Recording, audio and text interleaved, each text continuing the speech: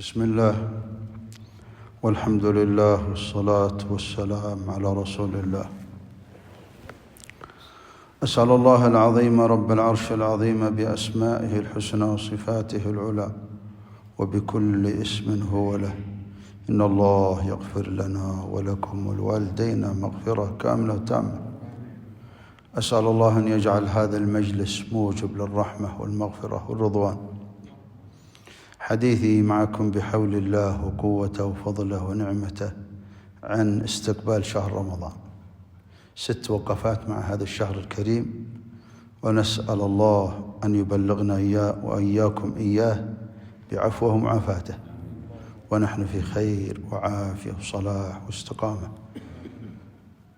بلوغ رمضان نعمة عظيمة لمن عرف قدرها وعرف فضلها فاغتنم أيامه ولياليه بالعبادة بالطاعة بترك المحرمات، سواء كان في الليل أو في النهار. هناك من الناس من لا يذكر هذه النعمة ولا يستغلها،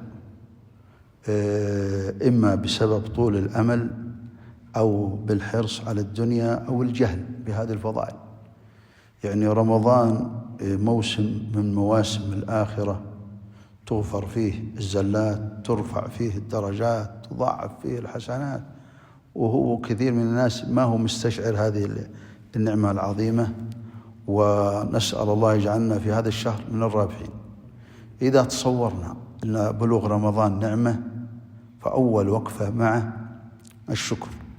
تشكر الله إذا بلغته يعني الآن أمد الله في عمرك، مات من هو أكبر، مات من هو أصغر، مات من هو في سنك، وأمد الله في عمرك. الأمر الثاني أيضا تتذكر وتفكر في المريض. هذا المريض اللي بلغ رمضان ما يستطيع يصوم، مع أنه يؤجر على ذلك ويكتب له العمل الصالح، لكن أنت بلغت رمضان حتى لو كان إنسان مريض أو كان صحيح وتستطيع تصوم، هذه نعمة عظيمة. والثالثة أيضا في الشكر تذكر الكافر وتذكر المؤمن العاصي اللي ما يصوم، يعني أدرك رمضان وما صام. يعني لما يبلغ الإنسان رمضان فلا يشكر الله ولا يستغل أيامه ولا يستغل لياليه، ما كأنه أدركه. ولذلك الكافر أدرك رمضان فلا صام ولا قام، والفاجر كذلك. أنت صحيح مسلم صائم وقائم، اشكر الله على هذه النعمة. الأمر الثاني أيها الكرام، بلوغ رمضان أيضا نعمة عظيمة، لأن من أعظم فضائله المغفرة في رمضان. شوف، تصور إنسان كان في جناية، عنده جناية، ويترتب على الجناية هذه عقوبة كبيرة، فتجد لو قدر إنه قالوا عفونا عنك، فتجد يفرح فرح عظيم. فكيف بالإنسان إذا كان عنده ذنوب كثيرة وقد تكون سببا في دخوله النار، قد تكون سببا في عقوبته، ويغفر الله له ويرفع عنه العقوبة. قد لا يدرك الإنسان هذا، ولهذا تنوعت أسباب المغفرة في رمضان. من صام رمضان إيمان واحتساب غفر له. طبعا قالوا الصيام الصحيح، ترى الصيام الصحيح. من قام رمضان، من قام ليلة القدر، الملائكة تستغفر لك في رمضان. ولهذا قال رغم أنف امرئ أدرك رمضان فلم يغفر له. أيضا أيها الكرام، من فضائل رمضان والنعمة كونه نعمة، إن العبادة فيه ليست مثل العبادة في غيره. شوف، أول ليلة في رمضان تفتح فيه أبواب الجنان. أول ليلة مجرد ما تغرب الشمس وقالوا غدا رمضان، وتأكد أن رمضان تفتح فيه أبواب الجنان، وفي رواية تفتح أبواب الرحمة. قالوا هذا خاص بالموحدين. ليش؟ قال لأنها تكثر منهم الطاعات ويسر الله لهم الخير، تيسر. ولهذا كل أمر أمر الله به يعين عليه. فتجد الناس في رمضان صايمين في النهار وقائمين في الليل، وتكثر منهم الخيرات، وتغلق فيه أبواب النيران لأنها تقل المعاصي. وهذا شيء معروف ومشاهد، أن الناس في رمضان تقل معاصيهم، لأن النفس في رمضان تكبح بالجوع، نفس الأمارة بالسوء تكبح. بشوف الإنسان إذا جاع يستكين، وإذا شبع بطر. فقالوا في ابن رجب لما تكلم عن قال ما ملأ ابن آدم وعى شر من بطنه، قال الجوع مفتاح الآخرة والشبع مفتاح الدنيا. إذا شبع الإنسان بطر، وإذا جاع استكان. ولهذا شفت صايم هدأت نفسه. شوف إذا شبع الواحد قالوا جيبوا الشاهي وسواليف وقيل وقال، لكن حد جايع. هذا حصل مرة في الحج لا أذكر، طبعا دخلوا 5 مخيمات، هذا الكلام قديم، 5 مخيمات في مخيم واحد، ونهبوا المطبخ هذا وكلوه. المهم اللي جو متأخرين ما حصلوا شيء. فالمهم جاء واحد يبغى يحدثهم، قال لما ذا الحين احنا جايين وتعال تحاك ما تبغى، كل واحد يبغى ينفر فيك. الشاهد من هذا إن الإنسان إذا جاع تستكين نفسه، وإذا شبع تجيه بطر ويجيه أشر. أيضا يا باغي الخير أقبل، يا باغي الشر أقصر، صفد الشياطين. هذا رمضان العمرة فيه كحجة مع النبي.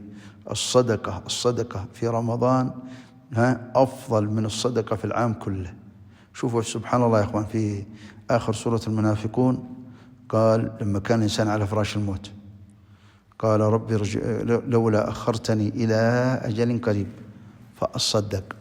قالوا ليش اختار الصدقة وأكون من الصالحين؟ قالوا ليش؟ قالوا لأن الصدقة يتمناها الإنسان لعظم فضلها، لعظم فضل الصدقة. حتى إنهم قالوا إن فيه رجل إنه أغمي عليه وقت الموت، وهو فراش كذا أغمي عليه، وهو مغمى عليه كان يقول يا ليتها كثيرة، يا ليتها جديدة، يا ليته كان كامل. قال وش الكلام هذا؟ فما لما أفاق قال لما الجديدة شاف الصدقة، شاف فضل الصدقة اللي تصدق بها. ويقول إنه تصدق بعباءة على واحد، وكانت قديمة معه، واحد كان مع عباءة وهو جاء مسكين وأعطاه إياها، يقول يا ليتها كانت جديدة. قال وشاف القرص لأنه تصدق كان مع قرص وتصدق بنصفه، قال يا ليته كان كامل لما شاف فضلها. ولما شاف الأعمى لأنه حصل أعمى على طرف الطريق قاده وعدى بها الطريق، قال يا ليتها كانت الخطوات كثيرة، بس ترى مغلق قطع بها الطريق كذا وعداه. قال يا ليتها كانت كثيرة. اللي يجي للمسجد، اللي يروح بار الوالدين، اللي يروح في أي طاعة، ترى أي خطوة تمشيها في الطاعة، أي خطوة في الطاعة هذه يثاب الإنسان عليها. شوفوا لما شاف ثوابها. شوفوا الآن لما نصلي الجنازة كم ثواب الجنازة؟ قال ومن صلى على جنازة فله قراط.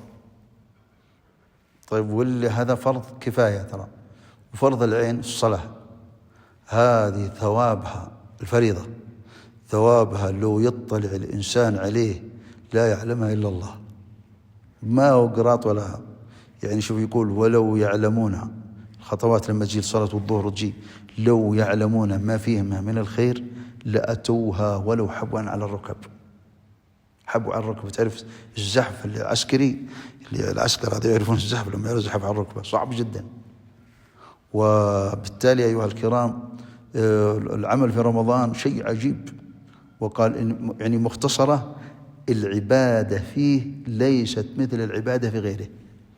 العبادة في رمضان يعني التسبيح، الصلاة، الصيام، الصدقة، العمرة، سائر الأعمال شيء عجيب. أسأل الله يبلغنا وإياكم إياه.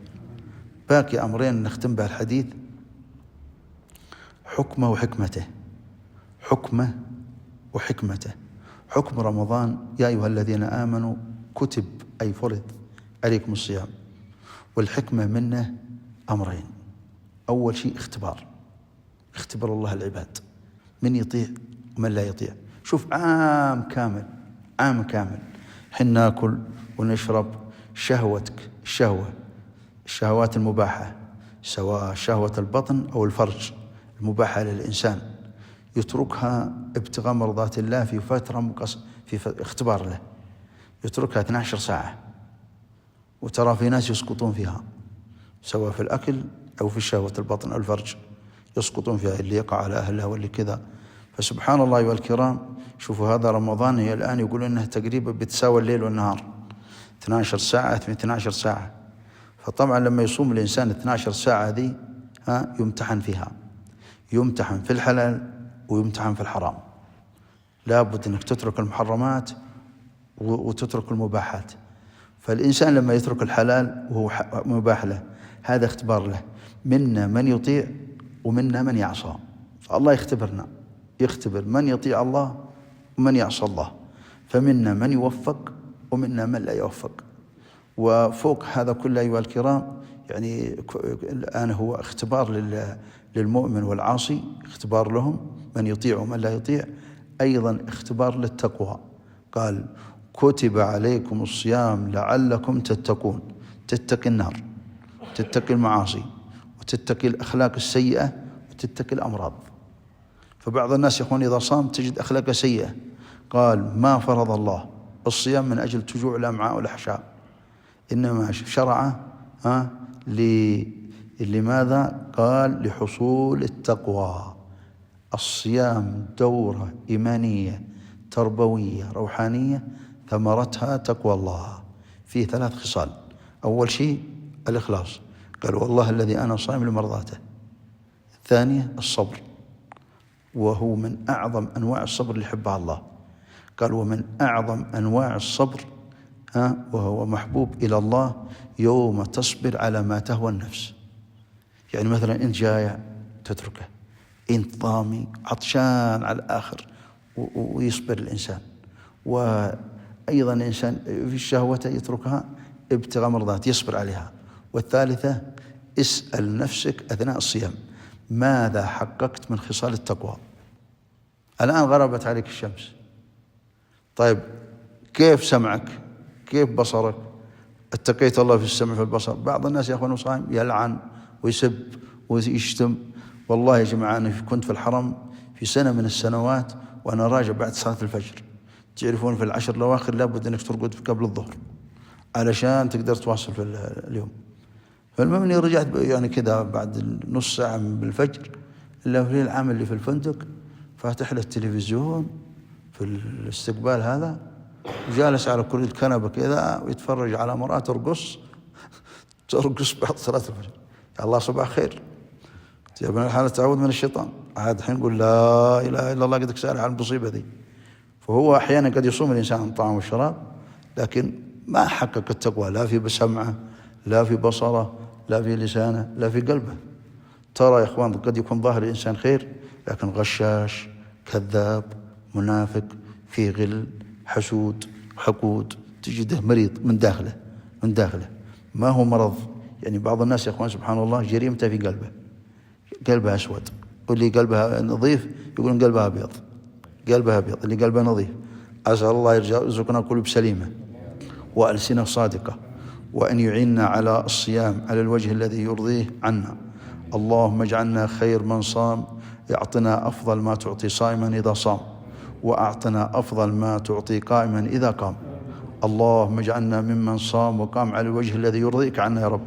اللهم أعنا على صيامه، وأعنا على قيامه، وعلى سائر أعمال البر. نسأل الله لنا ولكم ولأزواجنا ولذرياتنا ولأزواج ذرياتنا وذرياتهم وإخواننا وأخواتنا وأزواجهم وذرياتهم وجميع المسلمين. اللهم اجعل هذا الشهر المبارك فاتحة خير علينا وعليهم وعلى جميع المسلمين في كل مكان.